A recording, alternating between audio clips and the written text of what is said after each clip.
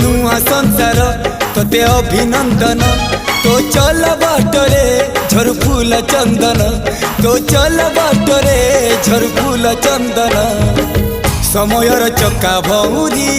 घुरे घुरे फूले कांदनालो चढ़ीबु तू फूल सवारी धीरे धीरे फूले कांदनालो बाहादर सुख परा विधाता देइछि तोते विरह वेदना सबु सहिबाकु हवा मते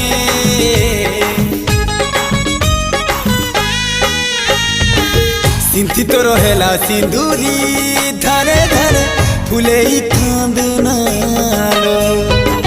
चढ़ीबु तू फूल सवारी धीरे धीरे फूले कांदनालो।